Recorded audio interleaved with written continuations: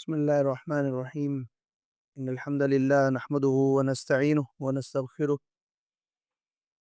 ونتوكل عليه ونعوذ بالله من شرور أنفسنا ومن سيئات أعمالنا. من يهدي الله فهو المهتد ومن يضلل فلن تجد له وليا مرشدا. ونصلي ونسلم على محمد. أما بعد فأعوذ بالله من الشيطان الرجيم. بسم الله الرحمن الرحيم. يا أيها الذين آمنوا اتقوا الله حق تقاته ولا تموتن إلا وأنتم مسلمون. وقال تعالى: يا أيها الناس إنا خلقناكم من ذكر وأنثى وجعلناكم شعوبا وقبائل لتعارفوا إن أكرمكم عند الله أتقاكم. قال النبي صلى الله عليه وسلم: خير الناس من ينفع الناس، أو كما قال عليه الصلاة والسلام: رب اشرح لي صدري ويسر لي أمري واحلل عقدة من لساني يفقهوا قولي. اللهم انفعنا بما علمتنا وعلمنا ما ينفعنا. سبحانك لا علم لنا إلا ما علمتنا إنك أنت العليم الحكيم.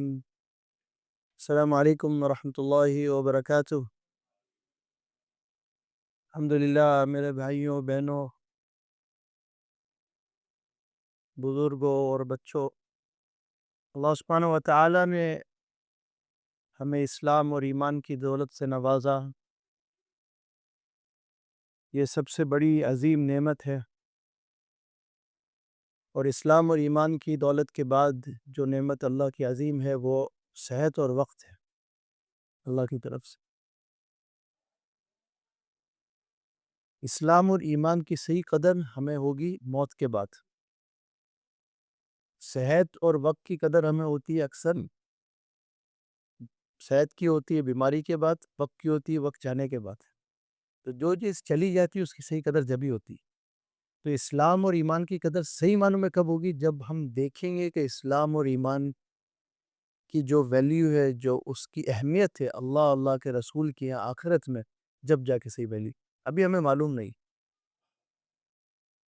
کئی تھوڑے بہت قصہ سن لیتے ہیں، کچھ واقعہ سن لیتے ہیں، قرآن کی کچھ آیت سے سبق حاصل ہو جاتا ہے، حدیث کی روشنی میں کچھ سمجھ میں آ جاتا ہے، تو تھوڑی بہت سمجھ میں آ جاتی ہے ایمان کی اہمیت۔ لیکن اصل اہمیت اسلام اور ایمان کی ہمیں موت سے پہلے نہیں سمجھ میں آنے والی، کہ جب جا کے جب پتہ چلے گا، جب وہ ان کے سوالوں کے ہم جواب دیں گے تو پتہ چلے گا کہ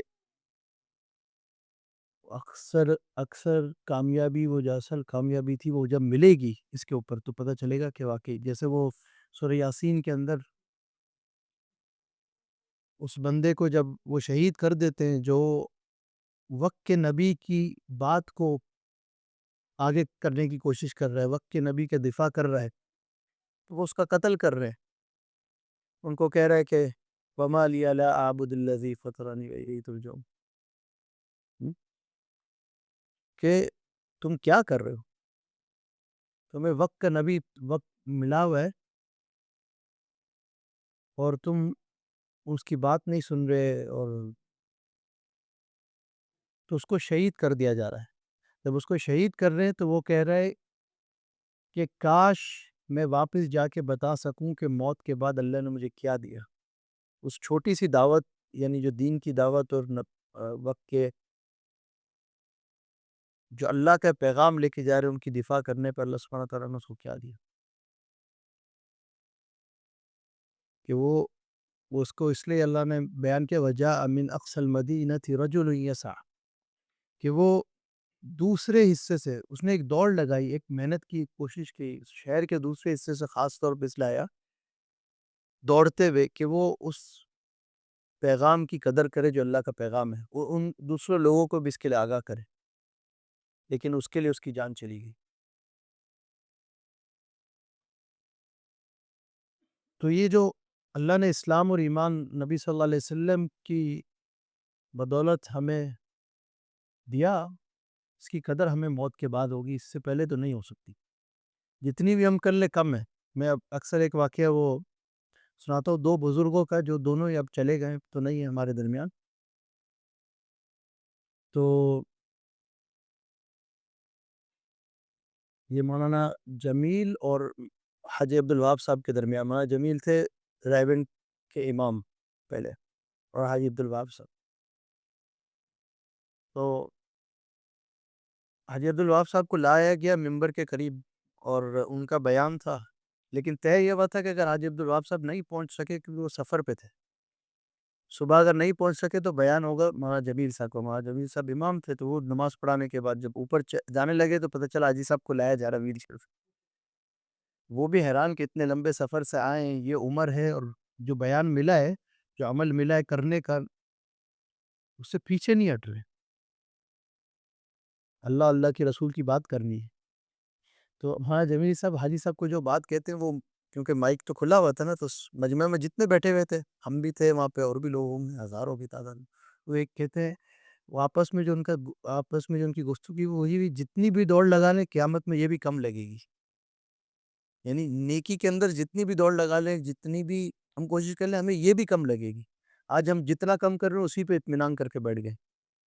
رمضان کے روزے رکھ لیے، زکوٰۃ دے دی، اگر وہ لوگوں کا حق اگر دے دیا تو دے دیا، اگر اللہ کا فضل ہوا. ورنہ تو آج معاشرہ یہ بنا ہوا ہے کہ لوگوں کا حق مارنے کو ہم اپنا حق سمجھتے. تو یہ جو آخرت کا معاملہ یہ ایسا ہے کہ نبی صلی اللہ علیہ وسلم ایک وہ واحد شخص ہے آخرت میں جو اللہ سے سوال کریں گے امت کا، اور باقی کوئی نہیں کرے گا. آدم علیہ السلام سے لے کے جتنے ہمیں نبی کے نام یاد ہے، اس میں کسی نبی کو مینشن کرنا ہے، کسی کا ذکر کرنے سے یہ مراد نہیں ہے کہ کسی نبی کی ویلیو ہم کم کر رہے ہیں. بتانے کا مقصد ہے کہ اللہ کے نبی یعنی محمد صلی اللہ علیہ وسلم کی جو حیثیت ہے وہ سب سے اعلیٰ ہے. کسی اور نبی کی حیثیت کو کم کرنے کے لیے ذکر نہیں کر رہے، لیکن یہ بات کو تسلیم کرنا ہے کہ آخرت میں ایک ہی نبی ہیں جو اللہ کو کہیں گے حساب شروع کرنے کا. یہ ہیں جو اللہ سے کہیں گے، دعا کریں گے، سجدے میں جائیں گے، اللہ سے مانگیں گے، اس امت کے لوگ کہیں گے امتی امتی. ہر ایک نبی کہیں گے نفسی نفسی. آج تو میں بچ جاؤں میرے لیے وہی ہے. چاہے وہ آدم علیہ السلام ہو، ابراہیم علیہ السلام ہو، نوح علیہ السلام ہو، اسحاق علیہ السلام ہو، اسماعیل علیہ السلام ہو، یوسف علیہ السلام ہو، یعقوب علیہ السلام ہو، ایوب علیہ السلام ہو، جتنے بھی نبی ہیں، موسیٰ علیہ السلام، عیسیٰ علیہ السلام، یونس علیہ السلام، جتنے بھی نبی، وہ اس دن محتاج ہوں گے اللہ کے نبی کے شفاعت کی. وہ خود کہیں گے کہ اللہ کے نبی کی طرف جاؤ، محمد صلی اللہ علیہ وسلم کی طرف جاؤ. وہ کہیں گے تو بات بنی. جب اللہ کے نبی کی طرف جایا جائے گا تو وہ پھر فرمائیں گے امتی امتی، میری امت میری امت. اور پھر وہ سجدے میں جائیں گے اور دعا کریں گے، یہاں تک کہ پھر اللہ سبحانہ وتعالی اللہ کے نبی سے فرمائیں گے کہ اب آپ اٹھ جائیں. یعنی ان سے اللہ سبحانہ وتعالی فرمائیں گے ارفع، اپنے سر کو اٹھائیے، سر مبارک کو اٹھائیے اور سوال کریے. اس کا جو آپ کو سوال کرنا آپ کو دیا جائے گا. تو اللہ کے نبی حساب کا سوال کریں گے. کیونکہ دیکھیں معاملہ یہ ہوگا اس وقت کے اندر، آج جو یہ سمر کا جو وقت گزرا سویڈن کے اندر، یہ 2-3 مہینے، جس میں جتنی دن بھی گرمی تھی، ہمیں خود پتہ ہے کبھی ابھی بھی پنکھے کی ضرورت ہے، کسی کو ایک اسی کی ضرورت ہے، کسی کو کچھ اور کی ضرورت ہے. ہم نے کہیں سفر کیا ہو ان ملکوں کے اندر ان مہینوں میں کہیں، تو ہمیں پتہ ہے کہ اے سی اور یہ سب چیزوں کے، ہمیں اے سی ڈی سی یا جو بھی لینا، سب چیزوں کی ضرورت ہوتی ہے جب گرمی ہوتی ہے. قیامت کی گرمی کا حساب لگائیں کہ سورج بالکل قریب ہوگا، اور اس وقت انسان چاہ رہا ہوگا، چاہے وہ گنہگار ہو یا نیک ہو، چاہ رہا ہوگا فیصلہ ہو. کیونکہ انسان جب پریشانی میں ہوتا ہے نا تو چاہتا ہے فیصلہ ہو جائے. اس کو یہ نہیں سمجھ میں آتا ہے فیصلہ ہو سکتا ہے میرے لیے اور برا ہو.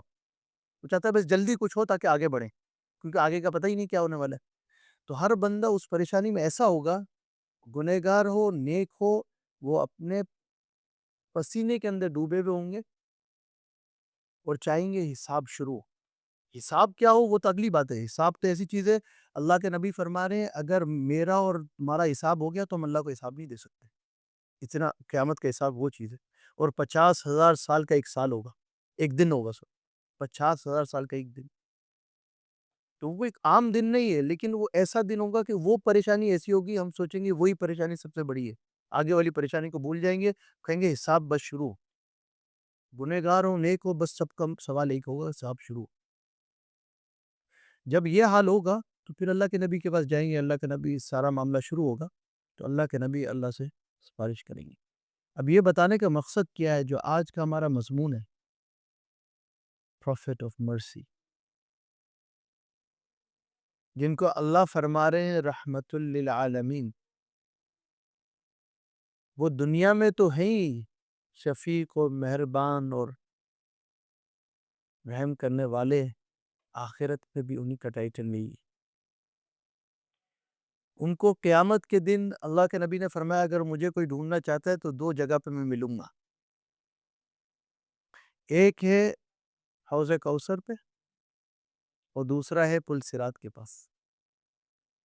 حوض کوثر پہ کیوں؟ کہ جو پیاسا ہوگا میرے پاس آئے گا، ماں سے ایک دفعہ پانی پیے گا، پھر اس کے بعد کبھی پیاس نہیں لگے گی۔ پل صراط پہ کیوں؟ کیونکہ وہاں کھڑے ہو کے رب سلم سلم پڑھ رہے ہوں گے کہ اللہ حفاظت فرما، جو گزر رہے ان کی حفاظت ہو۔ کیوں حفاظت ہو؟ کیونکہ نیچے جہنم ہے، دوسری طرف جنت ہے۔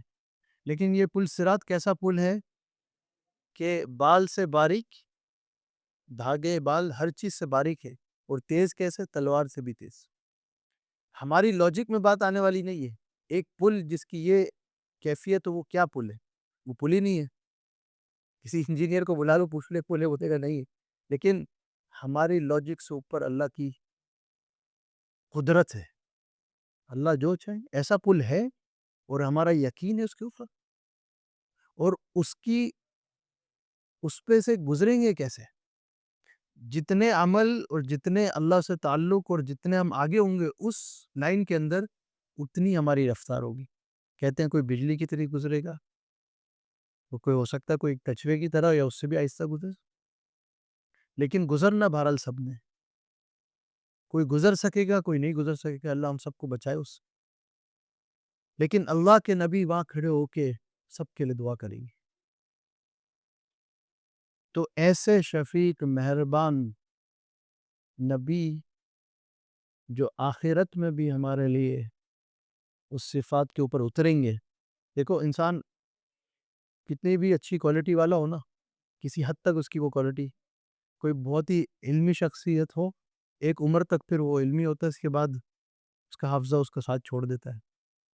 کوئی بہت ہی سخاوت کرنے والا ہو، سخی ہو، ایک عمر کے بعد اس کی وہ سخاوت بھی ختم ہو جاتی ہے، تو اس کا مال ختم ہو جاتا ہے، اس کے اپنا زور مال پہ ختم ہو جاتا ہے، کوئی اور دوسرا قبضہ کر لیتا ہے۔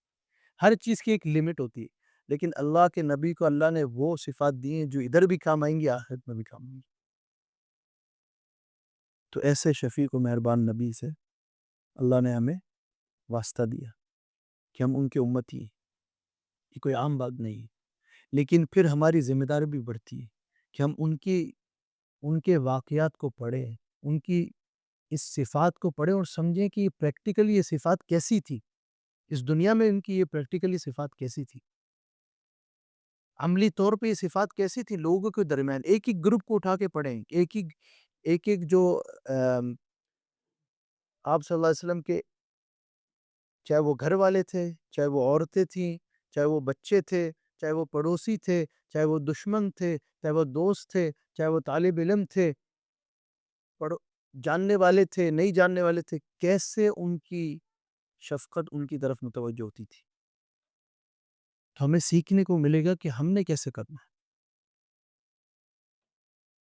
کیونکہ میں کہتا ہوں جتنی ذمہ داری ہماری زندگی میں ہوں گی اتنے ہمارے سر پہ ٹائٹل بھی ہوں گے نا۔ جب ہم پڑوسی ہیں تو پڑوسی کا ایک ٹائٹل ہے، اللہ کے نزدیک وہ ایک ذمہ داری ہے۔ ماں باپ ہیں تو وہ ایک ٹائٹل ہے، میاں بیوی ہے ایک ٹائٹل ہے۔ آپ کے پاس کوئی کام کر رہے ہیں، آپ کو باس کا ٹائٹل مل گیا، آپ کسی کے پاس کام کر رہے ہیں، آپ ان کی ملازمت کر رہے ہیں، تو ہر ایک ٹائٹل کے پیچھے ایک ذمہ داری بھی ہے، اور وہ ذمہ داری کو ہم نے سیرت سے سیکھنا ہے۔ اور کچھ ایسے ایریا ہیں جو بہت ضروری ہیں، روزانہ ہمارا معاملہ پڑتا ہے، ان میں سے ایک ہے پڑوسی، کیونکہ سیرت ایسی مکمل ضابطہ ہے ہمارے لیے کہ ہم اسی سے سیکھ کے پوری زندگی گزار سکتے ہیں۔ لیکن آج میں چاہوں گا کچھ چند سیرت کے جو ہمارے حصے ہیں اس کو ہم تھوڑا سا کہتے ہیں نا جیسے ٹچ کریں۔ پڑوسی والا حصہ سمجھے کہ آپ صلی اللہ علیہ وسلم کا کیسا تھا، آپ صلی اللہ علیہ وسلم نے کیسا معاشرہ بنایا تھا، محلہ بنایا تھا۔ ایک دفعہ آتا ہے کہ ایک شخص نے کچھ بنایا اور سوچا کہ میں اپنے پڑوسی کو دوں۔ وہ سالن تھا یا کوئی بھی ایک کھانے کی کوئی ڈش تھی، وہ ایک پڑوسی کو دی۔ دوسرے پڑوسی نے سوچا کہ یار میرے سے ضرورت کسی کو زیادہ ہوگی، اس نے آگے کسی اور کو دے دی۔ تیسرے پڑوسی نے سوچا کہ چوتھے کو میرے سے زیادہ ضرورت ہوگی۔ پانچویں نے سوچا میرے سے زیادہ کسی کو ضرورت ہوگی، چھٹے نے سوچا میرے سے زیادہ، ساتویں نے سوچا یہی۔ ساتویں کے بعد وہ پہلے کے واپس پہنچ گئے، جس نے بنائی اسی کی طرف پہنچ گئی۔ تو ایسا معاشرہ بنایا تھا کہ ہر بندہ اپنے سے زیادہ دوسری کی ضرورت کا خیال رکھتا۔ آج اگر ہم کسی کو کچھ دیتے بھی ہیں تو وہ، میں نہیں کہہ رہا کہ ہمیشہ ایسا ہی ہوتا ہے، لیکن بعض دفعہ دیکھنے کو ملتا ہے کہ ہم وہ چیز دیتے ہیں جو ہمیں ضرورت نہیں، گفٹ میں بھی وہی نکال کے دیتے ہیں، یہ ضرورت نہیں، یہ آگے دے دو۔ حالانکہ اللہ کے نبی اور اللہ کے نبی کے صحابہ کی حفاظت سب سے عمدہ چیز نکال کے دیتے تھے، کیونکہ دے کس کے لے رہے ہیں؟ دے اللہ کے لے رہی ہے، تو سب سے اچھی چیز دے۔ یہ صحابہ کی تھی، ہم وہاں نہیں ہیں، لیکن بات یہ کہ ہمارا مقصد یہ ہونا چاہیے کہ ہم اس لیول پہ آئیں۔ تو اب یہ 7 گھروں سے گھوم کے ایک گھر پہ کیوں آ گئی؟ کیونکہ پڑوسی کے حق کا خیال تھا۔ اللہ کے نبی فرماتے ہیں پڑوسی کے اتنے حقوق ہیں، جبریل علیہ السلام میرے پاس اتنی دفعہ آئے پڑوسی کے حقوق لے کے کہ مجھے لگا کہ ان قریب ان کا وراثت میں بھی حق ہوگا، یعنی میراث۔ لیکن ایسا نہیں ہوا، شریعت میں ایسا نہیں ہے۔ شریعت میں جو میراث کا ہے پورا سورہ نساء کے اندر جو رکوع ہیں ان کے اندر پورا اس کا معاملہ ہے۔ تو پڑوسی کا حق میراث میں نہیں، لیکن پڑوسی کے اتنے حقوق ہیں۔ آج ہم اپنے آپ سے یہ سوال کریں، جو ہم اللہ کے نبی کو ماننے والے ہیں، ان کی ایمان کی زندگی گزارنے والے ہیں، ہم اس کو کہتے ہیں، اس کو مانتے ہیں، تو ہم پڑوسی کے حقوق میں کتنے اترتے ہیں؟ وہاں سے ایک اتنے ایریا ہیں سیرت کے، ہم اگر ہر جگہ پہنچیں گے تو شاید ہر جگہ نہ پہنچ سکتے، کہیں سے تو شروع کریں۔ تو پڑوسی کا ایک، آج ہم یہاں سے ایک تو لے کے جائیں، میں کچھ چند اور بھی جن پہ بات کرنا چاہوں گا آج، لیکن ایک جو ہے ہمارے زندگی کا حصہ پڑوسی، جس کا ہر کسی کا کسی سے واسطہ پڑتا ہے۔ اب اس پڑوسی میں شرط یہ نہیں ہے کہ وہ مسلمان ہے یا غیر مسلم ہے، جاننے والا ہے نہیں جاننے والا ہے، ہمارے کو پسند کرتا ہے یا نہیں پسند کرتا۔ بعض دفعہ ہماری شکایت ہوتی ہے یار ہمارا پڑوسی تو بڑا عصبیت رکھنے والا ہے، ریسسٹ ہے، یا دوسرے ملک کا ہے، زبان نہیں جانتا۔ اس میں کوئی ایسی شرط نہیں ہے، پڑوسی آپ کا پڑوسی، آپ پہ ذمہ داری بنتی ہے، اس پہ آپ کی جو ذمہ داری ہے وہ اس کا معاملہ اور اللہ کا معاملہ ہے۔ دیکھیں سیرت ہمیں یہ سکھاتی ہے، معاملہ ہم سے شروع ہوتا ہے، دوسروں سے نہیں۔ آج ہم دوسرے اینگل سے معاملہ شروع کرتے ہیں، ہم کہتے ہیں وہ تو نہیں کر رہا، وہ کیا کر رہا ہے یا کیا کر رہی ہے وہ ان کا معاملہ ہے۔ اسی طرح میں دوسری چیزوں میں بھی آؤں گا تو اس میں بھی یہی ہے، میاں بیوی کا معاملہ ہو، بچے ماں باپ کا معاملہ ہو، ہر جگہ جہاں سے شروع ہوگا معاملہ، سیرت ہمیں یہ سکھائے گی آپ اپنے سے شروع کریں۔ آپ اپنے پڑوسی کے ساتھ کیسے ہیں؟ ہم میں سے کون اپنے پڑوسیوں کو جانتا ہے؟ یہ شاید یہ سوشلی نہیں بلکہ اسلامکلی بھی یہ بہت ضروری ہے کہ ہم اپنے پڑوسیوں کو جانیں، ان کی ذمہ داری ہمارے پاس کہیں نہ کہیں انڈائریکٹ اور ڈائریکٹلی ذمہ داری ہے۔ کتنا تعارف ہے ہمارا اپنا، اگر ہم بلڈنگ میں رہتے ہیں تو کتنے لوگ ہم جانتے ہیں، اگر ہم رود ہاؤس یا ویلا یا کوئی ایسے گھر میں رہتے ہیں، فلیٹ نہیں ہے گھر ہے، تو اس اسٹریٹ پہ لے لیں، آگے پیچھے چھوڑ دیں، ادھر کتنے سے ہماری سلام دعا ہے، کتنوں کے ساتھ ہم اچھی طرح سے پیش آتا ہوں، کتنوں کے لیے ہم رکاوٹیں ہیں، کتنوں کے لیے ہم آسانی ہیں۔ بعض دفعہ انسان کہتا ہے یار یہ پڑوسی نکلا تو سکون ہو گیا محلے سے، ایسے پڑوسی ہمیں، یا سب نکلے تو پھر کہتے ہیں یار تمہارا جیسا پڑوسی کب ملے گا، یا ملے گا بھی یا نہیں ملے گا، ایسے پڑوسی۔ میں نے پہلے بھی یہ واقعہ دوسرے کانٹیکٹ میں سنا ہے کہ یہ ایک یہودی تھا جو اپنا گھر بیچ رہا تھا، اس نے گھر کی قیمت ڈبل لگائی، یعنی 2 گنا۔ ایک قیمت تھی اس کی گھر کی اور دوسری قیمت تھی، جب انہوں نے پوچھا بھائی کیوں ایسی ڈبل قیمت لگا کے بیچ رہے ہو، بولا رہا تمہاری بات بالکل صحیح ہے، مارکیٹ ویلیو یہ ہے، لیکن میں یہ قیمت اس لیے لے رہا ہوں کہ میرا پڑوسی تمہیں نہیں ملے گا، ایسا پڑوسی نہیں ملے گا جو میرا ہے۔ حالانکہ وہ آدمی یہودی آدمی تھا، لیکن اس کا جو پڑوسی تھا ایک عالم اور مسلمان عالم تھا، نیک، اور ایسا پڑوسی جو جس کی ویلیو لگتی ہے، اس نے ویلیو لگائی اپنے پڑوسی کی، ڈبل پرائس میں بیچ رہا ہے، اگر مثال کے طور پہ 1 لاکھ کا گھر ہے تو 2 لاکھ کا، کہتا ہے وہ پڑوسی کی ویلیو۔ ہمیں خود پتہ ہے کہ اگر پڑوسی ہمیں اچھے مل جائیں تو کتنی زندگی آسان ہو جائے۔ تو ہم کیسے پڑوسی، ہم اپنے آپ کو دیکھیں۔ ہم یہ تو کہتے ہیں نا بھائی اچھے پڑوسی دیکھ کے گھر لو، ہم جب کہیں اترتے ہیں، چاہے وہ ہوٹل کا کمرہ ہو، چاہے نئی جگہ شفٹ ہو رہے ہوں، چاہے سفر میں کسی کے ساتھ ٹرین میں یا بس میں یا جہاز میں سفر کر رہے ہیں، ہم کیسے پڑوسی جو ہمارا آگے بیٹھے ہیں، پیچھے بیٹھے ہیں، سائڈ پہ بیٹھے ہیں، برابر میں بیٹھے ہیں، ہم ان کے ساتھ، کیونکہ قرآن کی آیت کہہ رہی ہے جار الجنوبی والصاحب بالجنب، کہ جار الجنوبی جو آپ کے قریب رہتا ہے، برابر میں، پڑوس میں آپ کے رہتا ہے، والصاحب بالجنب آپ کے ساتھ جو ہم سفر ہے، جو آپ کے ساتھ سفر کر رہا ہے، وہ بھی آپ کا پڑوسی ہے۔ ان کے ساتھ ہم کیسے ہیں؟ ہم صبح کام پہ جا رہے ہیں، ان کے ساتھ کیسے ہیں؟ اگر آپ اپنی گاڑی میں بھی ہیں تو آپ پڑوسی ہیں، کہیں آپ رکتے ہیں تو آپ کسی کو اپنی گاڑی کے ذریعے تو پریشان نہیں کر رہے، پارکنگ آپ کیسی کر رہے ہیں، ہر چیز معنی رکھتی ہے۔ پارکنگ اگر ہم صرف فائن کی ڈر سے صحیح کر رہے ہیں، یا ہم اپنی نیت صحیح کریں کہ کسی کو رکاوٹ نہ ہو، کیونکہ جہاں فائن کا ڈر نہ ہو اور ہم نے پارکنگ ٹیڑھی کر دی، پھر سمجھ لیں کہ ہر دفعہ جب ہم پارکنگ کرتے ہیں تو وہ فائن کے ڈر سے۔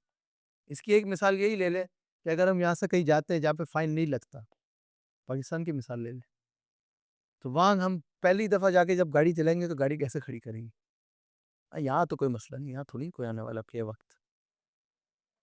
تو یہ چیز ہے، اپنے آپ کو دیکھنا چاہیے ہمیں کہ ہماری نیت کیا ہے سب کچھ کرتے ہوئے، ہم کس کے ڈر سے کرتے ہیں اور کس کے لیے کرتے ہیں۔ تو پڑوسی کو ہم کب کتنے حد تک آسانی، چاہے وہ ہمارا سفر کا پڑوسی ہو، چاہے ہمارا، اب آپ صلی اللہ علیہ وسلم کا آپ دیکھیں کہ معمول کیسا تھا، ایسا تھا کہ انہوں نے اپنے صحابہ کو ایسے تیار کیا کہ عمر رضی اللہ عنہ جو آج مسجد اقصی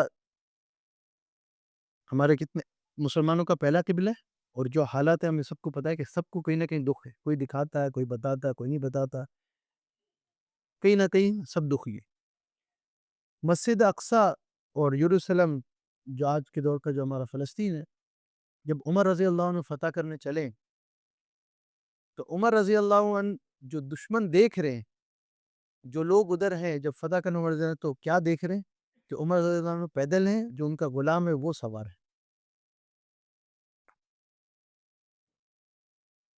یہ عمل نے اور ان کے جو کپڑے تھے، یہ دو عمل نے دشمن کے اوپر رعب ڈال دیا، بولا ایسے بندے سے مقابلہ ہم نہیں کر سکتے۔ کہتے کہ انہوں نے چابیاں ہاتھ، یعنی کہا کہ 2017 میں میرا ادھر جانا ہوا تو مسجد اقصی، تو الحمدللہ وہاں پہ جمعہ ہم نے پڑھا مسجد اقصی میں، جو وہاں آس پاس کی گلیاں ہیں تو وہاں پہ ایک پرانا ایک چرچ ہے، تو لوگوں نے وہاں پہ بتایا، جو ہمارا گائیڈ وغیرہ تھا، 2017 کی بات ہے، تو وہ بتا رہے تھے یہ چرچ جو اس کے ساتھ ایک چھوٹی سی مسجد تھی، انہوں نے اس کی تاریخ بتائی، اس مسجد کی تاریخ۔ انہوں نے بولا کہ جب عمر رضی اللہ عنہ فتح جب ہو گیا تو وہ جو گرجا تھا، چرچ تھا، ان کو وہاں کہا گیا کہ آپ یہاں اگر نماز پڑھنا چاہیں تو بالکل نماز پڑھیں۔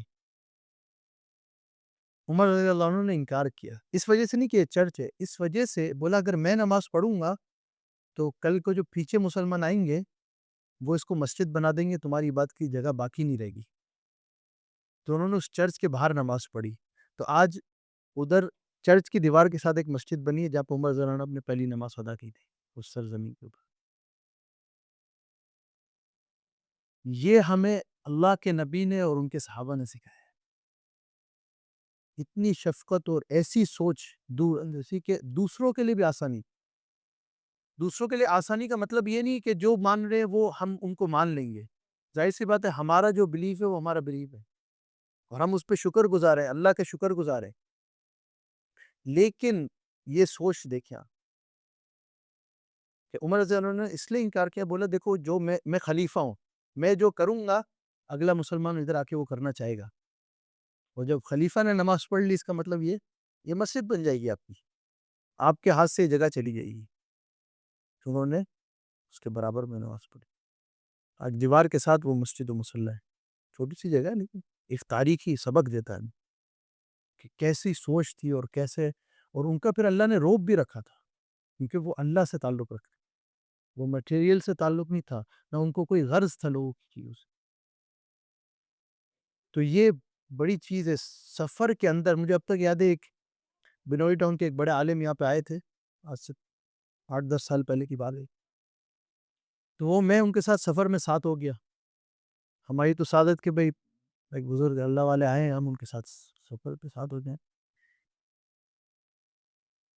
انہوں نے مجھے ایک جملہ کہا، حالانکہ وہ تقریباً 40 سال سے حدیث کا سبق پڑھا رہے تھے، 40-45 سال سے آرام سے. وہ علمی لحاظ سے بھی بڑی شخصیت، دینی لحاظ سے بھی بڑی شخصیت، دنیاوی لحاظ سے بھی اللہ نے ان کو بڑھا دیا تھا.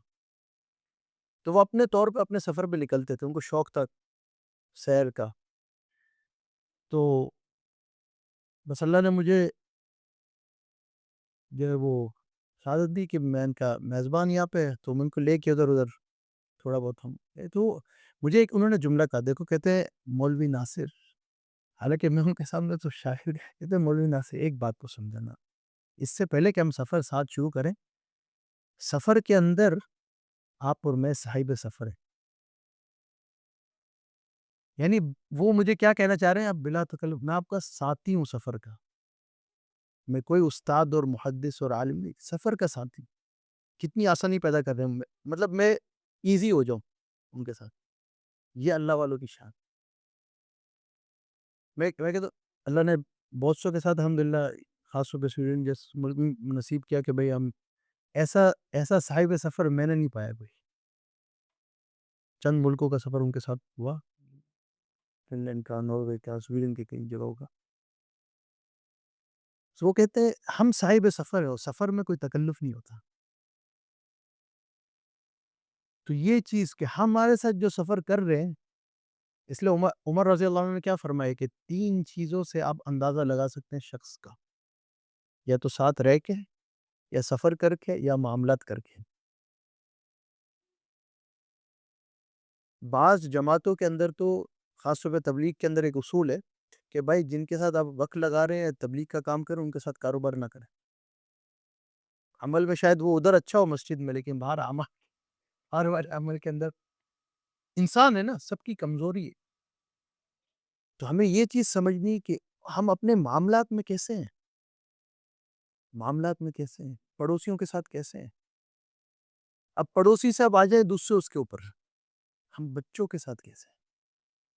اللہ کے نبی اپنے اولاد کے ساتھ تو جیسے تھے ویسے تھے، یعنی ایک ایگزامپلری جو والد ہوتے ہیں، مثالی باپ والد، دوسروں کے ساتھ. انس رضی اللہ عنہ کہتے ہیں کہ میں 10 سال آپ صلی اللہ علیہ وسلم کی خدمت میں رہا، 10 سال. بعض لوگ کہتے ہیں ان کی عمر 10 تھی اور 20 سال کی عمر تک وہ اللہ کے نبی کی خدمت میں رہے. کہتے ہیں کبھی مجھے یہ نہیں کہا کہ اللہ سنت ام لا سنت لماذا سنت، یعنی ایک سوال ہوتا ہے نا، کیوں نہیں کیا، یہ نہیں کرو، نہیں کا کبھی لفظ ہی نہیں سنا میں نے اللہ کے نبی کو. حالانکہ شریعت کے اندر بہت سی چیزیں ایسے نہیں کرنے والی، لیکن پرورش کا ایک بڑا حصہ شفقت ہوتا ہے، پیار سے لینا، ڈکٹیٹرشپ نہیں، پیار سے لینا. اللہ کے نبی نے وہ شفقت دکھائی انس رضی اللہ عنہ کو. کہتے ہیں یہاں تک بتاتے ہیں انس رضی اللہ عنہ، کبھی کبھی اللہ کے نبی کچھ کام کے لیے بھیجتے تھے، میں باہر نکلتا تھا تو مجھے کچھ کھیلتے ہوئے لوگ نظر آتے تھے، بچے، تو میں ان کے ساتھ کھیل میں لگ جاتا تھا، بھول جاتا تھا کہ کس کام سے بھیجا. بچوں کے ہوتا ہے نا کہ ہم بڑے بھول جاتے ہیں. کہتے ہیں کہ بڑوں کے ساتھ کتنی دفعہ نہیں ہوتا آج کل کے دور میں، خاص طور پہ موبائل نکالا کسی کام سے، پھر گھس گئے انسٹاگرام اور فیس بک پہ. آج یا کل کی بات ہے، کوئی میرے ساتھ کوئی کالنگ، تو وہ اس نے کہا چلو میں ایک کام کرنے کے لیے، تو ایک دم سے کہتی کیا کرنے کے لیے میں موبائل اٹھایا تھا، وہ فیس بک اسکرولنگ شروع ہو گئی تھی. تو اتنا سپین ہے آج کل ہماری توجہ کا، ہمیں یہ نہیں پتا تھا ہم کس کام کے لیے گئے تھے اور کیا کام کر رہے. تو بچوں کی بھی آج ہم دیکھیں، جب ہمارا یہ حال ہے تو بچوں کا کیا ہوگا. ہمیں یہ سمجھنا چاہیے ان کے لیول پہ انزل الناس منازلہم، نبی صلی اللہ علیہ وسلم کی سنت ہے کہ ان کے لیول پہ آپ ان کے لیول پہ اتر کے تو سوچیں کہ ان کے ذہن سے کیا گزر رہی ہے. جب آپ کو اتنی چیلنجز ہیں تو وہ کس چیلنجز سے گزر رہے ہوں گے. یہ ساری چیزیں جو آس پاس ہیں، اسکرین ہے، یہ ساری مشکل چیز، مختلف چیزیں ہیں. تو انس رضی اللہ عنہ کہتے ہیں کہ بعض دفعہ میں جو ہے وہ کسی اور چیز میں لگ جاتا. بولتے ہیں ایک دفعہ ایسا ہوا کہ مجھے کسی کام کے لیے بھیجا, میں کوئی اور کام کے لیے لگ گیا, کھیلنے لگ گیا, تو کئی دیر بعد نبی صلی اللہ علیہ وسلم نکلے ہوں گے باہر. ان کو فکر ہوگی بھائی کیا ہو گیا, خدا نہ خواستہ کہیں کچھ لگ گیا ہے, کچھ ہو گیا. تو وہ نکلے اپنے, تو دیکھا کہ انس رضی اللہ عنہ بچوں کے ساتھ کھیل رہے ہیں ادھر. تو اللہ کے نبی بھی گئے اور ان کو ایسے آنکھوں پہ ہاتھ رکھ دیا انس رضی اللہ عنہ کو. پھر اللہ کے نبی نے پوچھا کہ کون, تو فوراً پہچان کے اللہ کے نبی کے ہاتھ سے آواز سے رہے سے پتہ, تو انہوں نے فوراً کہا کہ محمد رسول اللہ. تو غصے کی جگہ وہ ان کے ساتھ کھیل میں لگے. پھر ان کو فوراً یاد آ گیا آپ نے تو مجھے ایک کام کے لیے بھیجا تھا. بعض دفعہ کہنے کی ضرورت بھی نہیں ہوتی. تو اس طرح لیتے تھے اللہ کے نبی, یہاں تک اللہ کے نبی نے ہماری تربیت کی کہ بچوں کی پرورش کیسے کرنی ہے تاکہ کسی اور کا دل نہ دکھے. بتایا یہاں تک اگر مثال کے طور پہ آپ کا بچہ, ہم کہتے ہیں لیک پارک یا کسی پلے گراؤنڈ میں اگر بچہ کھیل رہا ہے اور دوسرے بچے بھی وہاں پہ ہیں, اور آپ اگر جاتے ہیں تو وہاں پہ اپنے بچے کو نام سے بلانا اور کسی شفقت والے ٹائٹل سے نہ بلانا. کیوں؟ مثال کے طور پہ کسی کا نام عبداللہ ہے تو عبداللہ سے بلاؤ, کسی کا نام مریم ہے تو مریم سے بلاؤ. اس کو یہ نہیں کہو میری بیٹی ادھر آ جاؤ یا میرے بیٹے ادھر آ جاؤ, پیارے لال ادھر آ جاؤ, لاڈلی ادھر آ جاؤ. کیوں؟ اس کی ایک وجہ ہے, ہو سکتا ہے ان میں کوئی ایسا ہو جو ماں یا باپ سے محروم ہو, تو اس کے دل پہ کیا گزرے گی, کاش میرا بھی بات ہوتا, کاش میری بھی ماں ہوتی جو مجھے بلاتی ہے. تو اتنی گہری سوچ, اتنی دور کی سوچ, یہ ہے رحمت, یہ ہے شفقت. تو یہ کب پڑھیں گے اور کب ہم آگے, جب ہم نہیں پڑھیں گے تو آگے کیسے پہنچے گا؟ بچوں میں کیسے یہ پتہ چلے گا کہ ہمارے نبی صلی اللہ علیہ وسلم عملی طور پہ کیسے تھے؟ ایک ہی شخص کی تربیت و توجہ, بچوں کے ساتھ آپ وسلم کا معمول کیسا تھا؟ حسن حسین رضی اللہ عنہ اللہ کے نبی جو ہے, اللہ کے نبی ہیں, سردار ہے. حسن حسین رضی اللہ عنہ کون ہے؟ ان کے نواز, نماز کے اندر ہے, وہ بھی فرض نماز. صحابہ پیچھے ہیں, نماز پڑھ رہے ہیں, حسن حسین رضی اللہ عنہ آ کے کھیلنا شروع ہو گئے. کوئی بیٹھ رہا ہے اوپر, کوئی کچھ اور کر رہا. بچے کیا کرتے ہیں جب آپ گھر میں کبھی نماز پڑھ کے دیکھیں, کوئی ساتھ نماز پڑھے گا, کوئی پیچھے کا. جب میں بھی گھر پڑھتا تو بیٹا میری ٹوپی اتار دیتا ہے, بیٹی کچھ اور کر رہی ہوتی, تو وہ چیزیں چل رہی ہوتی. تو اللہ کے نبی کے ساتھ جب یہ ہو رہا تھا, اب صحابہ تو چاہیں گے نا تو اکرام ہو, اللہ کے نبی کا احترام ہو. تو اگر وہ ہٹانے کی بھی کوشش کرتے تھے کہ اللہ کے نبی ہاتھ سے روک دیتے تھے. بچے ہیں نا, جب یہ دی, اور پھر وہ حسن حسین کون بنے ہمارے, ہمارے سردار ہیں یا نہیں؟ اور جنت میں بھی نوجوانوں کے سردار ہوں گے نہیں ہوں گے؟ تو یہ چیز ہمیں سیکھنی. اللہ کے نبی جو سردار ہیں, جو امام ہیں, انہوں نے یہ چیز ہمیں بتائی تاکہ ہمیں سمجھ میں آئے کہ پرورش کیسے کرنی ہے, تربیت کیسے کرنی ہے. اور ان سے اچھے ہم تربیت نہیں کر سکتے. ہم کوئی بھی دلائل دے دیں اور دلیلیں دے دیں. ایک بندہ آیا اللہ کے نبی کے پاس, وہ کہنے لگا میرے تو 10 بچے ہیں, لیکن آج تک میں نے کسی کو یعنی پیار نہیں کیا. کیونکہ بعض کلچر ہوتا ہے نا بھئی, مردانگی دکھانی یا دکھانا, کہ نرمی نہیں دکھانی. نرمی دکھانی تو نرم پڑ جائیں گے, کمزور پڑ جائیں گے, کمزوری ہے. تو اللہ کے نبی نے اس پہ خوش نہیں ہوئے. اللہ کے نبی نے, آپ سمجھے کہ ناراضگی کا اظہار کی, نہیں یہ شفقت سے جو محروم ہے وہ تو پھر امید نہ کرے اللہ کی شفقت کا, اللہ کی رحم کا امید نہ کرے. جو آپ محروم کر رہے ہو دوسروں کو, کیونکہ بچوں کو تو آپ کی شفقت کی ضرورت ہے, آپ کے پیار کی ضرورت ہے, ان کو وہ کمفرٹ کی ضرورت ہے. اگر آپ ان کو نہیں دے رہے تو پھر آپ اللہ سے امید نہ کرو. یہ بزرگی کے خلاف نہیں ہے آپ کے, بلکہ یہ بزرگی کی شان ہے. یہ اللہ کے قرب کی شان ہے کہ آپ لوگوں میں پیار بانٹیں. اللہ کے نبی یہاں تک آتا ہے کہ وہ کندھے پہ بھی بٹھاتے تھے, اور یہاں تک آتا ہے, یعنی حسن حسین رضی اللہ عنہ کو کندھے پہ بھی بٹھاتے تھے, تو یہاں تک آتا ہے کہ ان کے لیے سواری بھی بن جاتے تھے. لوگوں کے درمیان, ایسے نہیں کہ لوگوں کے درمیان بیٹھ گئے اور وہ پیچھے ان کے حسن حسین رضی اللہ عنہ بیٹھ کے کھیل رہے. تو بعض صحابہ دیکھ کے کہتے تھے کتنے اچھے سوار ہیں, اس سے اچھی ان کی سواری ہے. کتنے اچھے سوار ہیں حسن حسین رضی اللہ عنہ, اور اس سے اچھی ان کی سواری ہے. اللہ کے نبی کس طرح کھیلتے تھے. ایک اور واقعہ, اب آ جائے بچوں سے آ جائیں گھر والیوں کی طرف. اللہ کے نبی ایک سفر سے واپسی آ رہے ہیں, سارا مجمع ساتھ ہے, یعنی اتنا بڑا سفر, اور اللہ کے نبی کے سفر بھی عبادت ہوتی تھی ہے. تو اسی طرح ایک میں مثال دیتا ہوں، کوئی آ رہا ہو کوئی بڑی امپورٹنٹ میٹنگ سے، بڑے امپورٹنٹ سفر سے، وہ کہے کہ اب تم لوگ چلو آگے، میں ذرا تھوڑا سا اپنی فیملی کے ساتھ تفریح کروں گا. ہم بولیں گے بھائی یہ کیا ہو رہا ہے بھائی؟ تو اللہ کے نبی کیا کہتے ہیں، اب آپ صاحب آگے جائیں، میں اور عائشہ رضی اللہ عنہ تھوڑے سے پیچھے رہیے. تو کیا کرنا تھا؟ دوڑ لگانی تھی. عائشہ رضی اللہ عنہ کیسے دوڑ لگا رہے، اور بتاتے کہ شروع میں آپ صلی اللہ علیہ وسلم جیتتے تھے ریس. یعنی اس کا مطلب ہے کہ کئی دفعہ کی ہوگی نا، شروع میں اللہ کے نبی ریس جیتتے تھے. اور پھر ایک وقت تھا جس میں عائشہ رضی اللہ عنہ جیتتی تھی. تو کبھی عائشہ رضی اللہ عنہ جیتتی تھی، کبھی اللہ کے نبی جیتتے تھے ریس. یعنی یہ بتایا اللہ کے نبی نے کہ یہ سب چیزیں زندگی کا حصہ ہے. گھر والوں کے ساتھ وقت گزارنا، گھر والوں کو وقت دینا، گھر والوں کے ساتھ اچھی طرح پیش آنا، ایکٹیویٹیز کرنا. اور میں کہتا ہوں یہاں پہ ہمیں اللہ نے جو یہ موقع دیا، یہ اللہ کی طرف سے، اس پہ جو یہ ساری ایکٹیویٹیز ہیں، آپ اس میں ٹائم لگائیں. جتنا وقت آپ گھر والوں کے ساتھ لگائیں گے، وہ آپ کو ثواب تو ثواب ہے، اور وہ آپ کے لیے آخرت کے لیے تو بینیفیشل ہے، یعنی انویسٹمنٹ ہے. دنیا کے لیے بھی انویسٹمنٹ ہے. بچوں کے ساتھ جو میموری کریٹ ہوتی ہے بچپن کے اندر، وہ پھر یاد رہتی ہے بچوں کو کہ ہمارے ماں باپ نے ہمارے ساتھ یہ بھی کیا، یہ بھی کیا، یہ بھی. جو معاملہ ہمارا، جہاں تک یہ عورتوں کے ساتھ، یہ اتنا ضروری ہے کہ اس کو ہم سمجھیں کہ قرآن کی ایک آیت ہے، وَلَهُنَّ مِثْلُ الَّذِي عَلَيْهِ، کہ جو مردوں کے حقوق ہیں عورتوں کی طرف سے، اسی طرح عورتوں کے حقوق کے مردوں کی طرف سے. قرآن کی آیت ہے، اور اللہ کے نبی نے یہ ہمیں عملی طور پہ دکھایا. اور یہ اتنا ضروری ہے کہ پریکٹیکلی ہم ان کے اوپر اترے کہ اللہ کے نبی اپنی عورتوں کے ساتھ کیسے تھے، اللہ کے نبی نے کیا فرمایا عورتوں کے حقوق کے بارے میں. اسی طرح اللہ کے نبی نے مردوں کے حقوق کے بارے میں کیا فرمایا. دونوں ایک دوسرے کے حقوق پڑھیں. اب یقین کریں، لوگوں کو بعض دفعہ صرف یہی نظر آتا ہے کہ ایک امام کا نکاح پڑھانا. کہ میں یہاں پہ آفیشیل میرج آفیشینٹ ہوں، یعنی نکاح آفیشلی گورنمنٹ کی طرف سے لائسنس، آفیشیل نکاح وغیرہ پڑھاتا ہوں. تو بعض دفعہ لوگوں کو صرف وہی ایک حصہ نظر آتا ہے کہ بھئی چلو آپ نکاح پڑھا رہے ہیں، لیکن اس نکاح سے پہلے جو سارا معاملہ، اس نکاح کے بعد جو معاملات ہوتے ہیں لوگوں کے گھروں کے، وہ سب لوگوں کو نہ سمجھ میں آتے ہیں، نہ دکھتے ہیں، نہ پتہ ہوتی. اب یقین کریں اتنے فون کالز جو گھروں کے معاملات، اور اس میں اکثر کیا ہوتا ہے دونوں طرف سے، میرے حقوق کیا ہیں.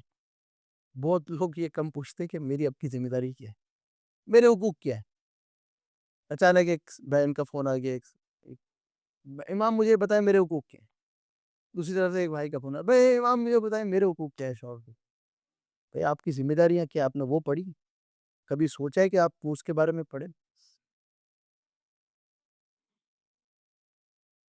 وہ یقین کریں، میں نہیں کہہ رہا ساری کمیونٹیز میں یہ بات ہوں گی، بعض دفعہ، بلکہ اب تو بہت زیادہ ہی اس معاشرے کے اندر اتنی خاص طور پہ خواتین کی طرف سے کالز اور میسیجز اور ای میلز آتے ہیں، جس میں، اور بعض دفعہ وہ ادھر مسجد بھی آتی ہیں، بعض دفعہ کہیں اور بھی، مطلب دیکھنے کو ملتا ہے، سننے کو ملتا ہے کہ اس امید پہ ایک مسلمان آدمی سے شادی کی تھی کہ ہم نئے مسلمان ہیں یا ہم اسلام سیکھ رہے ہیں، کہ اسلام سیکھنے کو ملے گا، نہیں تو اسلام کے قریب بھی نہیں ہے زندگی. تو اس کا اللہ کے نبی ہم سے پوچھیں گے. میں اس کی ایک مثال دیتا ہوں، کہتا ہوں کہ وہ ایک بہت پرانا واقعہ ہے. ہندوستان جب یہ بر صغیر ایک تھا، اس وقت ایک واقعہ ہے جو کسی ایک کتاب میں لکھا ہوگا. تو ایک چور تھا جو، یعنی جیب کترا جس کو ہم کہتے ہیں، جیب کاٹ کے جو، تو وہ جس گروپ کا حصہ تھا، روزانہ لوگ کارگزاری سناتے تھے، بھائی یہ آج کی اتنی کمائی ہوئی. تو وہ اپنے جب باس کے پاس گیا، بھائی آج تو میں خالی آتا ہوں. سب نے بتایا کہ بھائی ہم یہ لے کے آئے، یہ لے کے آئے، یہ لے کے آئے. اس نے بولا میں خالی آتا ہوں. کیا وجہ؟ بولا کہ میرے ہاتھ میں ایک بٹوا یا والیٹ آیا تھا، لیکن جب میں نے اس کا آئی ڈی کارڈ دیکھا اس بندے کا، تو اس پہ مجھے احساس ہو گیا کہ یہ مسلمان نہیں ہے، یہ عیسائی ہے. پتہ نہیں کیا اس لمحے کے اندر مجھے خیال آیا کہ اگر وہ بندہ جو عیسائی ہے وہ اگر اپنے نبی کے پاس قیامت میں، جن کو ہم بھی مانتے ہیں عیسیٰ علیہ السلام کے پاس، اگر وہ چلا گیا اور کہے کہ امت نبی کے، امت محمد صلی اللہ علیہ وسلم کے ایک بندے نے میرا جیب کاٹا تھا، تو میں اپنے نبی کو کیا منہ دکھاؤں گا؟ یعنی اس گناہ کے عمل کے اندر بھی اگر یہ احساس ہو جائے تو ہم سوچیں کہ جو ہم جائز رشتے کے اندر جو ہم سے ناانصافیاں ہو جاتی، ہم اللہ کے نبی کو کیا جواب دیں گے؟ جائز رشتہ ہے نا میاں بیوی کا، کوئی نہیں دیکھ رہا لیکن اللہ تو دیکھ رہا ہے نا چار دیوار میں. اگر ہم نے ایک وعدہ کیا اس کو نبھائیں. اور خاص طور پہ جب یہ بات نکلنی تو میں ان کو کہوں گا، ویسے تو ہم نے دونوں طرف سے انصاف کرنا ہے، چاہے عورتوں کے طرف سے چاہے مردوں کی طرف سے، دونوں نے انصاف کرنا ہے.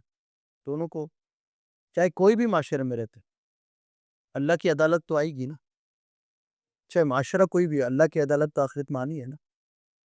تو اللہ اخلاق نبی کو ہم سیکھیں، خاص طور پہ اس نکاح والے رشتے میں. اب یقین کریں میرا تعلق ریمانڈ اینڈ کسٹڈی سے، وہاں پہ میں ایز اے امام جاتا ہوں. اکثر جو نوجوان یا لوگ وہاں بیٹھے ہیں، اکثر کہیں نہ کہیں اس کا سبب بروکن فیملیز. سب کا نہیں میں کہہ رہا، لیکن بروکن فیملیز یعنی گھر کے معاملات جہاں خراب ہونا شروع ہوتے ہیں، نسلیں خراب ہو جاتی ہیں. جب ماں باپ میں آپس میں نہیں بنتی، یا ماں باپ خود نہیں بنے ہوئے ہوتے، اگر ہم وہاں سے شروع کریں، دیکھو پہلے خود کو بننا ہے. خود کو بننے سے کیا مراد ہے کہ آپ سوشلی، فزیکلی، مینٹلی، اسپریچولی، آپ ہر طرح سے اپنا آپ کو مضبوط کریں تاکہ آپ رول ماڈل بنے اپنے بچوں کے. جب آپ یہ ہوں گے تو آپ آپس میں بھی ایک سیم. آج تو دونوں کا ہی اگر ماں باپ کا دونوں کا ہی ویژن بھی اور مشن الگ ہو تو بچہ کیا سیکھے؟ ماں چاہ رہی ہے کہ یہ بنے، باپ چاہ رہا ہے وہ یہ بنے، اور گھر کی جو ہے ویلیوز الگ ہیں، تو پھر ظاہر سی بات ہے کرائسس ہی آئیں گی گھر میں، اور کیا ہونا. اور پھر بچہ کنفیوز ہو کے پھر باہر ڈھونڈے گا آئیڈینٹی. تو دیر ہو اس سے پہلے اس بات کو ذرا قابل ہر گھر میں یہ سوچیں. یہ نہیں سوچیں کہ ابھی تو ٹائم ہے، بچے بڑے ہوتے ہیں پتہ بھی نہیں چلتا، اور یہ جانتے ہیں آپ وہ. اور خاص طور پہ اس معاشرے کے اندر ماں باپ کا اسٹرانگ ہونا ایکسٹرا ضروری ہے، جہاں پہ سوسائٹی کی طرف سے ایک طرف سے سپورٹ ہے لیکن دوسری طرف سے سپورٹ نہیں ہے. آپ بات تو سمجھیں. بعض ملکوں میں ہوتا ہے کہ ایک طرف سے سپورٹ نہیں ہوتا، یعنی مثال کے طور پہ اسکولنگ کا سپورٹ نہیں ہے، یعنی ہیلتھ اور ویلتھ کا سپورٹ اس طرح نہیں ہے. یہاں پہ ہیلتھ اور ویلتھ کا سپورٹ ہے لیکن دوسرا سپورٹ نہیں. آئیڈینٹی ان کی واقعی آئیڈینٹی کرائسس کے اندر ہے اگر ہم نہیں سنبھالیں گے. لیکن اس کے لیے سب سے پہلے ہمیں مضبوط ہونا پڑے گا ماں باپ کو. اور ماں باپ مضبوط ایک ہی طریقے سے ہو سکتے ہیں. اگر کسی اور کو یہ بات نہیں سمجھ میں آتی تو اس کے لیے میں معذرت چاہتا ہوں. ایک ہی طریقے سے وہ سیرت کی طرف، سیرت کو سیکھ کے جو چیلنجز اس وقت ہے نا ہم سوچ نہیں سکتے. رول ماڈل بننا ہوگا لیکن سیرت کی روشنی. اخلاق کو پڑھیں کہ ماں باپ کے اخلاق کیا ہونے چاہیے آپس میں، کیونکہ وہ بچوں پہ اترتے ہیں.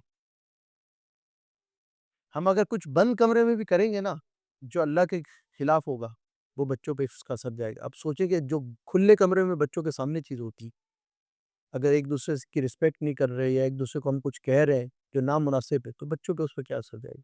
ایک ہی چیز بچے سپنج کی طرح لیتے ہیں. اور اس کی ذمہ داری کیوں بڑھے گی؟ کیونکہ اللہ سبحانہ تعالیٰ ہم سے پوچھیں گے. آپ کی ذمہ داری تھی، کیونکہ تربیت ہماری ذمہ داری ہے، اچھا نام ہماری ذمہ داری ہے، ان کی اچھی تربیت، ان کا ہر چیز ہماری ذمہ داری. تو اللہ ہم سے پوچھیں گے کیسی تربیت. تو یہ بہت ضروری معاملہ ہے کہ ماں باپ اپنا رشتہ صحیح کریں تاکہ بچوں کی تربیت صحیح کر سکیں. اور ایک اور جو میں بات کرنا چاہوں گا، ہمارے اپنوں سے ہم اپنا رشتہ صحیح کریں. غیروں پہ تو ہم بعد میں آئیں گے نا. وہ کہتے ہیں نا ہمیں تو اپنوں نے لے ڈوبا، غیروں میں کیا دم تھا، ہماری کشتی ڈوبی وہاں جہاں پانی کم تھا. اپنوں سے رشتہ سے، ہم تو غیروں کی شکایتیں کر رہے ہوتے کہ بھائی غیر نے یہ کر دیا وہ کر دیا. اپنوں سے ہمارے رشتے صحیح ہو گئے. اپنوں سے رشتے صحیح کرنے کی بہت سی وجوہات. ایک تو اللہ کی نبی کے حدیث سے جو کہہ رہی اولین و آخرین کے اخلاق بیان کر رہی، سل من قطعک واعطی من حرمک واعف عمن ظلمک. یا اولین و آخرین کے اخلاق نبی صلی اللہ علیہ وسلم نے بتا دیے جو کہ ہم پہ لازم ہے، یہ آپشنل نہیں ہے. یہ کوئی ایسی چیز نہیں کر لی تو کر لی، نہیں کری تو. آپ صلی اللہ علیہ وسلم نے فرمایا اس سے رشتہ جوڑو تو ان سے رشتہ توڑ ہے. جو تم سے رشتہ رکھ رہے ہیں اس سے جوڑنا تو آسان ہے نا، tit for tat, give and take, جو ہے جیسی کرنی ویسی برنی. کوئی اس کو کارما کا نام دے دیتا ہے، اس کو پتہ نہیں کیا کیا نام ہم دیتے رہتے ہیں. اور تو جو اچھا کر رہے ہیں اس سے کر رہے ہیں good, but it's not good انف.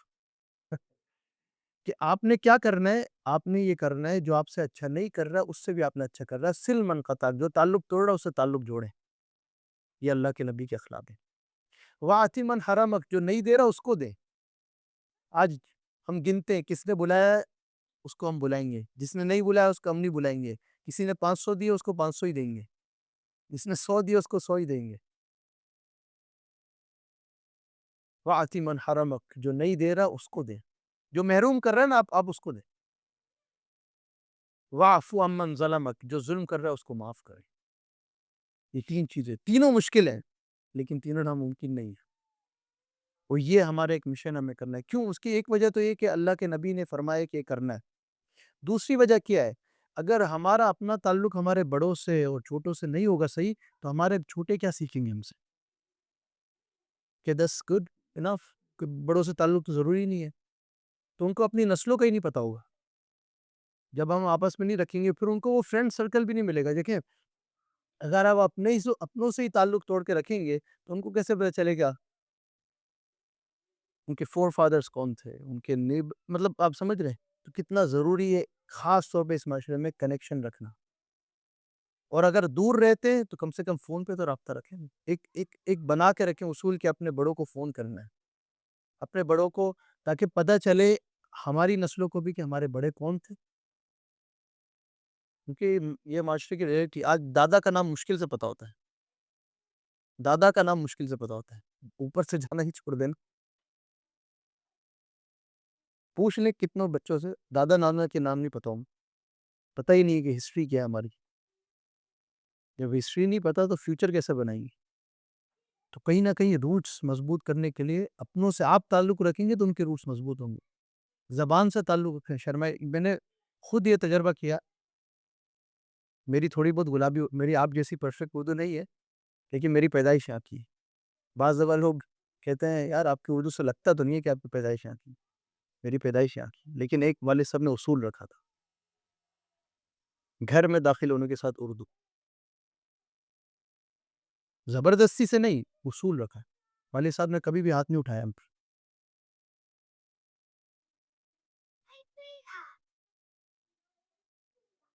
تو جو آپ کی زبان ہے، چاہے وہ پنجابی ہو، چاہے اردو ہو، کسی کی بنگالی ہے، کسی کی ہندی ہے، کسی کی کچھ اور ہے، وہ زبان کو آپ گھر میں نہیں رکھیں گے تو پھر زبان نہیں آئے گی. اور زبان ایک مضبوطی ہے، اس میں شرم کی بات نہیں ہے. اور میں نے بعض دفعہ یہاں تک دیکھا، میں آپ کو ایک تھوڑا سا واقعہ بتاتا ہوں، شاید کوئی اپنے آپ کو اس سے کنیکٹ کرے. کوئی اس میں سے ادھر سے کسی کا واقعہ نہیں، میں صرف جنرل ایک بتا رہا ہوں. میں ایک دفعہ پاکستان جا رہا تھا یہاں سے، تو ایک فیملی کو میں مستقل آبزرو کیا. میں نے قدرتی ہو جاتا ہے کبھی کبھی کوئی فیملی بھائی یہ شروع سے سفر میں ساتھ. تو جب یورپ سے سفر شروع ہوا تو آپس میں جو ان کی مدر ٹنگ تھی، شاید پنجابی تھی یا جو بھی تھی، وہ چل رہی تھی آپس میں نا، بچوں کے ساتھ بھی. جہاں ٹرانزٹ پہ لینڈ کیا وہاں بھی پنجابی چل رہی تھی. کراچی میں لینڈ کیا تو وہی ماں کہتی ہے اے کم ہیئر. دیکھا یار یہ ماں کو تو میں سن رہا تھا کہ پنجابی میں اپنے بچوں سے گلا کر رہی تھی، بات کر رہی تھی، یہ کیسے انگلش میں ٹرن ہو گئی؟ پاکستان میں لینڈ ہونے کے ساتھ احساس کم تری ہے یا کچھ دکھانا ہے، بتانا ہے، پروف کرنا ہے تو اپنی لینگویج پہ فخر کریں. آج خیر ہماری اپنی بدقسمتی کہ ہمارے اپنے جو بھی چینلز ہیں یا جو ادھر بھی نظر نہیں آتی زبان. تو لیکن ہمیں چاہیے کہ اپنی زبانوں پہ جو زبان اللہ نے ہمیں دی ہے وہ ہمارا ایک آئیڈینٹی کا حصہ ہے. اللہ خود قرآن میں کہہ رہے ہیں یا ایھا الناس انا خلقناکم من ذکر و انثی وجعلناکم شعوبا وقبائل لتعارفوا. آپ ایک دوسرے کا تعارف کرا سکیں. تکبر کے لیے نہیں ہے، غرور کے لیے نہیں ہے کہ آپ کہیں بھائی ہم بہتر ہیں یا تم بہتر ہو، سندھی بہتر ہے، پنجابی بہتر ہے، بنگالی بہتر ہے، پاکستانی. اس کے لیے نہیں ہے، اس کے لیے کہ تعارف کرا سکیں کہ ہم اس قوم سے ہیں، اس قبیلے سے. بہتر اللہ کے نزدیک وہی ہوگا جو تقوی میں بہتر ہوگا. بہتری کی بات نہیں آ رہی ادھر، بات یہ آ رہی ہے کہ ان کا کوئی آئیڈینٹی نہیں ہو، وہ کوئی بتا سکے کہ بھئی ہم کسی زبان کے مالک ہیں۔ تو اللہ سبحانہ وتعالیٰ میں سمجھ کی توفیق عطا فرمائے کہ ہم نبی صلی اللہ علیہ وسلم کی جو شفقت والی ذات ہے ان کی سیرت کو ہم پڑھ سکیں، سمجھ سکیں، اپنی زندگی میں اس کو اتار سکیں۔ اور آخر میں اسی کی نسبت سے ایک بات کرنا چاہوں گا۔ دیکھیے تو میں نے آپ اپنوں کی بات کی نا، غیروں کے اندر بھی اللہ کے نبی کے اخلاق کیا ہے۔ فتح مکہ کے موقع کے اوپر آپ صلی اللہ علیہ وسلم کو مکہ مل گیا نا، واپس مل گیا۔ کون سا شہر ہے جس میں آپ صلی اللہ علیہ وسلم پیدا ہوئے ہیں؟ ہوم لینڈ کے لیں آپ، وطن اصلی ہے اللہ کے نبی کا، جہاں پیدائش بھی۔ وہاں جب واپس پہنچے ان میں وہ لوگ بھی ہیں جنہوں نے آپ صلی اللہ علیہ وسلم کے چچا کو قتل کیا، ان میں وہ لوگ بھی ہیں جنہوں نے آپ صلی اللہ علیہ وسلم کی بیٹی کو زخمی کیا جو شہید ہو گئی بعد میں، ان میں وہ لوگ بھی ہیں جنہوں نے مسلمان کو پریشان کیا، اللہ کے نبی کو پریشان کیا، ہر طرح کے ظلم کیے، گھروں پہ قبضے کیے، در بدر کر دیا۔ لیکن اللہ کے نبی جب پہنچے، لاکھ کا مجمع سے بڑا ان کے پاس مجمع ہے، اللہ کے نبی کے پاس حکومت ہے، کرنے کو سب کچھ کر سکتے ہیں، اللہ ساتھ ہے۔ کیا کہتے ہیں؟ اذهبوا فانتم الطلقاء، جاؤ تم آزاد ہو، کسی پہ کوئی پکڑ نہیں ہے، جاؤ سب کے لیے۔ آج ہمیں تھوڑا سا کہیں پوزیشن مل جائے، موقع مل جائے تو ہم بدلہ نہیں چھوڑتے، ہماری شان کے خلاف ہو جاتا ہے کہ ہم چھوڑ دیں۔ کہتے ہیں کہ پھر پتہ کیسے چلے گا کہ ہم بھی قابل ہیں؟ ہم تو یہ اس پہ آ جاتے ہیں، انا کے اوپر آ جاتے ہیں۔ اور دوسرا جملہ آپ صلی اللہ علیہ وسلم نے کیا کیا، یہ بھی غور والا ہے، لا تثریب علیکم اليوم، تمہیں کوئی بدلہ دینے کی ضرورت نہیں ہے، کوئی پے کرنے کی ضرورت نہیں ہے۔ یہ جملہ یوسف علیہ السلام نے اپنے بھائیوں کو کہا تھا، لا تثریب علیکم اليوم۔ 10 بھائی جب آئے تھے، 40 سال بعد تقریباً ملاقات ہو رہی ہے، تو یوسف علیہ السلام تو ان کو پہچان گئے نا، وہ نہیں یوسف علیہ السلام کو پہچان سک رہے تھے، سوچ بھی نہیں سکتے جس کو کنویں میں ڈالا وہ کان اللہ ان کو کھا لے کے چلے گا۔ تو پھر جب پہچان گئے تو اس کے بعد یوسف علیہ السلام کا تم لوگ کو ڈرنے کی ضرورت نہیں ہے، تم میری حکومت میں ہو، لیکن لا تثریب علیکم اليوم۔ یہی جملہ اللہ کے نبی نے بھی کہا، جو اللہ کے نبی نے فرمایا، جو جملہ جو یوسف نے اپنے بھائیوں کو کہا تھا، میں آج تمہیں کہہ رہا ہوں، لا تثریب علیکم۔ تو دشمنوں کے ساتھ بھی اللہ کے نبی ایسے تھے۔ تو ہم دعا کرنے والے بنے، بدعا کرنے والے نہیں بنے، معاف کرنے والے بنے، ظلم کرنے والے نہیں بنے، تعلق بنانے والے بنے، تعلق توڑنے والے نہیں بنے، دینے والے بنے، محروم کرنے والے نہیں بنے۔ میں ایک اور واقعہ سے بتا کے انشاءاللہ ختم کرتا ہوں۔ اللہ کے نبی کی جو اہلیہ ہیں، بیوی عائشہ رضی اللہ عنہ، ان پہ تہمت لگی تھی، ہمیں پتہ ہے نا، وہ 10 آیتیں جو اللہ نے ان کی شان میں نازل۔ تہمت لگانے والوں میں سے ایک بندہ جو تہمت لگانے والوں میں شامل ہو گیا تھا مجمع میں، شاید اس نے خود فرسٹ انیشیٹو نہیں لیا ہوگا، اس نے نہیں شروع کی تہمت لگانا، لیکن ہوتا ہے نا گروپ بن جاتے ہیں، یہ دفاع کرنے والے ہیں، یہ تہمت لگانے والے ہیں، ان کے ساتھ شامل ہو گیا۔ ان میں سے ایک وہ بندہ تھا جو ابو بکر رضی اللہ عنہ، جس کو جو ہے مدد فرماتے تھے، صدقہ دیتے ہوں گے، زکوٰۃ جو بھی کرتے ہوں گے۔ ابو بکر رضی اللہ عنہ کون ہے؟ عائشہ رضی اللہ عنہ کے والد، آپ صلی اللہ علیہ وسلم کے سسر، اسلام کے پہلے خلیفہ، اللہ کے نبی کے بعد خلیفہ، جو وہ ان کی مدد کر رہے ہیں، لیکن وہی بندہ ان کی بیٹی کے خلاف تہمت میں شامل ہے۔ تو اللہ کے ابو بکر رضی اللہ عنہ نے پتہ کیا سوچا، انہوں نے کہا اب سے اس سے میرا کوئی تعلق نہیں ہے، اب سے باپ ہے نا، والد ہے، کہ اس نے میری بیٹی کے اوپر تہمت لگائی۔ تو اللہ کے نبی نے کیا فرمایا، اگر تم اللہ کے لیے دیتے تھے تو دیتے رہو، کتنی بڑی بات ہے، وہ مدد نہیں روکنے دی اللہ کے نبی نے، حالانکہ تہمت ان کی اہلیہ پہ لگی ہے، یعنی مومنوں کی ماں کے اوپر تہمت لگی، لیکن وہ مدد تو اللہ کے لیے کر رہے تھے نا، جو مالی مدد کر رہے تھے۔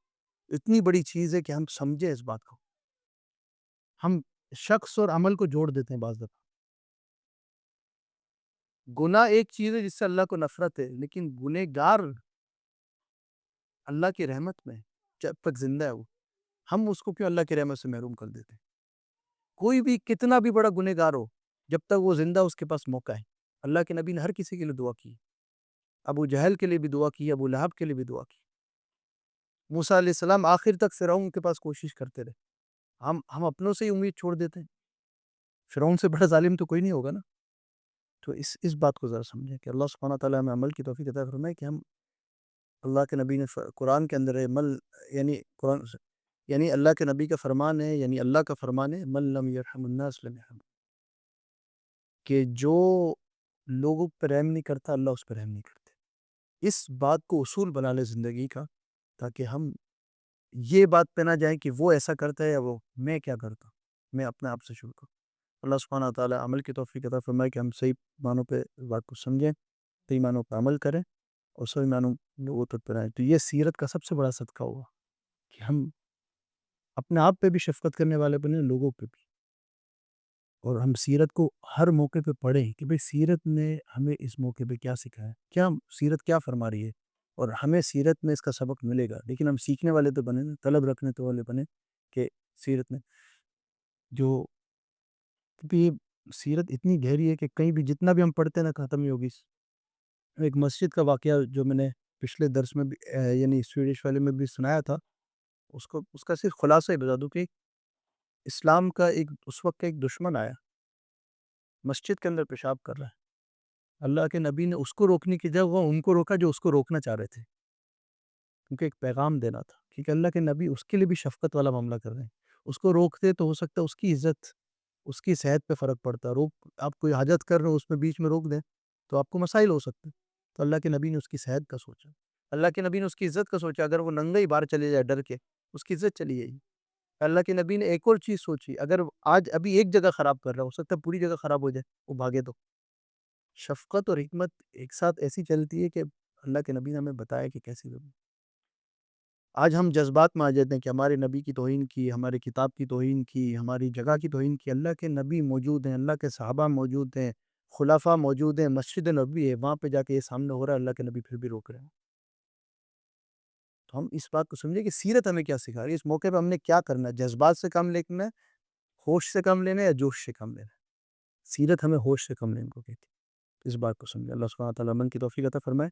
اور اگلے مہینے کا انشاءاللہ درس جو ہے، ویسے تو ہماری کوشش رہتی ہے کہ ہر مہینے کا پہلا ہفتہ، یعنی first Saturday of every month, لیکن اگلے مہینہ جو ہے وہ اتوار والے دن 5 اکتوبر کو، کبھی کبھی کسی وجوہات کی بنا پہ دن چینج کرنا پڑتا ہے، تو اگلے مہینے اتوار کو انشاءاللہ، ہفتے کی جگہ اتوار کو ہوگا۔ سویڈش میں بھی اور اردو میں بھی درس ہوگا۔ جو مضمون ہے، جو اوقات ہیں، وہ انشاءاللہ بعد میں جو ہمارے فیس بک اور انسٹاگرام، اس کے علاوہ جو واٹس ایپ کا چینل ہے اس پہ، تو جو لوگ واٹس ایپ کے گروپ میں نہیں ہے، وہ یہاں پہ QR کوڈ پیچھے ہے، وہ اسکین کر کے واٹس ایپ کے گروپ میں ہو سکتا ہے۔ اس کا فائدہ یہ ہو جاتا ہے کہ نماز کے جو اوقات ہیں، ٹائم ٹیبلز ہیں، ہر مہینے جو آتے ہیں، اس کے علاوہ جو ہمارا منتھلی درس ہے، جمعے کا جو بیان ہے، اس کے علاوہ اور جو معاملات ہیں مسجد میں، ایکٹیویٹیز وغیرہ ہوتی، ساری انفارمیشن واٹس ایپ میں شیئر کر دی جاتی ہے، تو اس میں بھی آپ ضرور شامل ہو جائیں واٹس ایپ گروپ میں۔ پھر باقی فیس بک انسٹاگرام پہ بھی انفارمیشن ملتی رہتی۔ اللہ سبحانہ و تعالیٰ اسی طرح جمانے کی کوشش ہمیں کرنی چاہیے اور کرتے رہیں۔ اور آج جو یہ سلسلہ ہمارا ادھر ہوا ہے، کہ آپ لوگ میں سے کچھ کے بچے ادھر گئے بھی ہوں گے، خواتین و مرد میں سے، پیچھے جو ایکٹیویٹی یہاں پہ سیرت کے حوالے سے ہی آج بچوں کے لیے ایکٹیویٹی، تو یہ پہلی دفعہ یہ کوشش ہے، تو ضرور بچوں سے راستے میں پوچھیے گا کہ انہوں نے کیا سیکھا، ان کو مزہ آیا، اور کیا چیز اور اچھی بہتر طریقے سے کر سکتے ہیں اگلی دفعہ کے لیے۔ اور اس بات کو ضرور ساتھ لے کے جائیں، اور اگلی دفعہ بھی ساتھ لے کے آئیں، کہ انشاءاللہ بچے بھی آ کے بتائیں اور بڑے بھی آ کے بتائیں، کہ ان کے بچوں نے، کیونکہ آپ کو یاد ہوگا پچھلے مہینے ہم نے اس پہ بات کی تھی، اور الحمدللہ کچھ خواتین ہیں، کچھ بہنیں، جنہوں نے یہ اس بات کی ذمہ داری لی ہے مسجد کے کچھ لوگوں کے ساتھ مل کے، تو الحمدللہ انہوں نے، ان خواتین نے، ان بہنوں نے جو یہ ایک ذمہ داری لی ہے اور جو سلسلہ شروع کیا، اللہ سبحانہ تعالیٰ ان کو بھی جزائے خیر دے، ان کو بھی ہمت دے، اور انشاءاللہ اس کا فائدہ، یعنی سب جو شریک ہو رہے ہیں، جو حصہ بن رہے ہیں، سب کو انشاءاللہ اس کا فائدہ ہو، اس کا انشاءاللہ اجر بھی ملے۔ جزاک اللہ خیر۔ اب انشاءاللہ تھوڑی دیر میں 3-4 منٹ کے اندر اذان ہے، 26 کے اوپر غالباً آج ہے عصر کی اذان، تو وضو وغیرہ کر لیں، تیاری کر لیں، تو انشاءاللہ پھر عصر کی اذان ہوگی، عصر کے اذان کے فوراً بعد انشاءاللہ فرض نماز ہوگی انشاءاللہ، پھر اس کی مجلس کا اختتام اس کے ساتھ ہوگا۔ سبحان اللہ و بحمدہ، سبحانک اللہ و بحمدک، نشہد ان لا الہ الا انت، نستغفرک و نتوب الیک۔